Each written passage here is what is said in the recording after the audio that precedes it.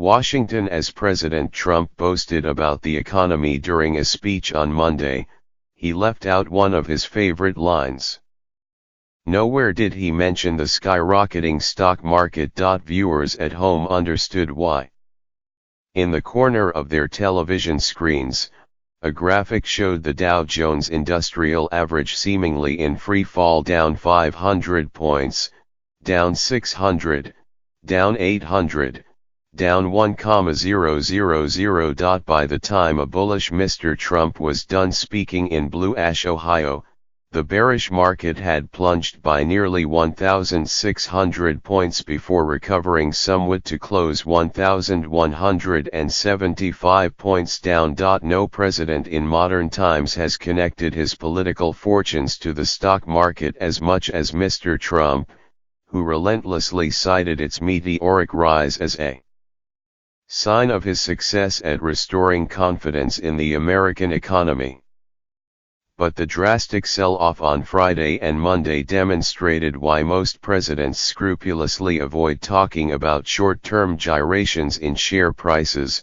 If you live by the Dow, you may die by the Dow. Barely a week went by last year when Mr. Trump did not crow about the rising market, making it a major talking point for his case to the country that he had made a difference.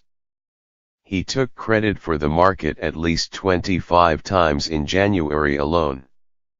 Even when the Dow fell 363 points on the day of his State of the Union address last week, Mr. Trump simply ignored the drop and talked about how the market had smashed one record after another since his election. Despite the stumble of the past two trading sessions totaling 1,841 points, or 7%, the Dow remains far higher under Mr. Trump, and there is no sign that the broader economy has lost momentum. But critics who have chafed at what they considered the president's short-sighted boasting for the past year saw Monday's meltdown as overdue comeuppance and eagerly piled on good time to recall that in the previous administration, we never boasted about the stock market even though the Dow more than doubled on Obama's watch because we knew two things: 1. The stock market is not the economy, and 2. If you claim the rise, you own the fall. Jay Carney, a White House press secretary for President Barack Obama, wrote on Twitter. It would be an exaggeration to say that Mr. Obama never trumpeted the market's performance. The stock market is booming, he said in 2014, a few days after boasting, "I don't have to tell you about the stock market and where that's gone." But it was rare enough that it stood out. Likewise, Presidents Bill Clinton and George W. Bush made a point of generally avoiding public commentary on short-term market movements. After Monday's tumble, Mr. Trump's aides were left in the awkward position of ignoring it or explaining that it was not especially meaningful. Treasury Secretary Stephen Mnuchin, who accompanied Mr. Trump to Ohio, declined to comment on the market when he encountered reporters on Air Force One during the trip back to Washington and again on the tarmac after it landed. The television on the plane was tuned to Fox Business Network as it dissected the day's dark developments. "Look, markets do fluctuate in the short term. We all know that," Raj Shah, a White House spokesman, told reporters en route to Ohio when the market was heading down. "And they do that for a number of reasons. But the fundamentals of this economy are very strong and they're headed in the right direction for the middle class, in particular." After the president returned to the White House, his press secretary, Sarah Huckabee Sanders, issued a written statement. "The president's focus is on our long-term economic fundamentals, which remain exceptionally strong, with strengthening U.S. economic growth, historically low unemployment and increasing wages for American workers," she said. The president's tax cuts and regulatory reforms will further enhance the U.S. economy and continue to increase prosperity for the American people. those tax cuts may actually be contributing to the market's decline. Analysts attributed plummeting share prices to Friday's job report, which showed wages beginning to rise as the economy nears full employment. Rising wages are a good thing for those who receive them, and for the presidents who seek to stimulate them, but investors see them as a sign of possible inflation and higher interest rates. Mr. Trump pushed through a $1.5 trillion tax cut plan in December to fuel faster growth despite warnings from economists that the economy did not need the help.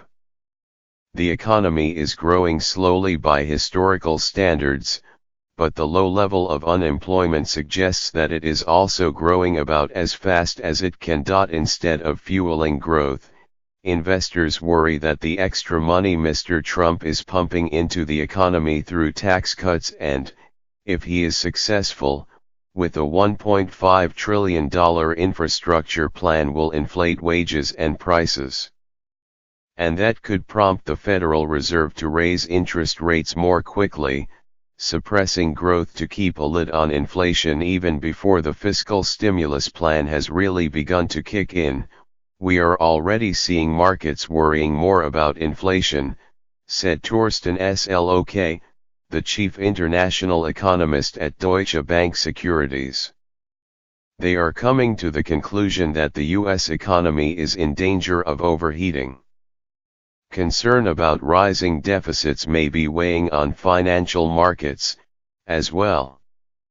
The federal government, which competes with private investors for available funds, plans to borrow almost $1 trillion this year, a big jump from last year's total of $519 billion, the Treasury said last week. That is a direct result of the decision to cut taxes without reducing federal spending. Indeed, the administration is now pushing for more spending on defense. Mr. Trump also decided last year that he would not nominate Janet L. Yellen for a second term as Fed chairwoman. Instead, he nominated Jerome H. Powell, who was sworn into office on Monday as the market opened for business. Mr. Powell, who had been a Fed governor since 2012, has emphasized continuity. But investors have a long history of anxiety about new Fed chairmen. During Alan Greenspan's first months in office in 1987, the stock market lost more than 30% of its value. And Mr. Powell is a relatively unknown quantity on Wall Street. Still, some analysts cautioned against overinterpreting the meaning of market movements. In many cases, it is near impossible to figure out what moves the stock market in any given day, said N. Gregory Mankiw, a Harvard University economist and former chairman of the President's Council of Economic Advisers under Mr. Bush. The stock market is a leading indicator, albeit an imperfect one. So it is natural to see a rising market as good news. But it is highly speculative to tie a stock market movement to any particular set of policies. While the Dow closed at its lowest point in 2 months, the market remains well above where it was when Mr. Trump was elected. Even with the loss, the Dow is 23% higher than on Inauguration Day 2017 and 33% higher than on Election Day 2016. Overall, the 25% increase in 2017 was the largest annual rise since 2013, when the Dow shot up by 26.5%. Over the 8 years of Mr. Obama's presidency, which began at the depths of a financial crisis and recession, the market rose nearly 150%. After calling attention to the daily running of the bulls for so much of the past year, Mr. Trump chose to focus on other metrics on Monday at a manufacturing plant in Ohio where the company used some of the proceeds from the tax cuts to give employees bonuses. Your paychecks are going way up, he told workers. Your taxes are going way down. And right now, for the first time in a long time, and you've seen it, factories are coming back. Everything is coming back. They all want to be where the action is. At least some of the action, for the moment, will be on the trading floor.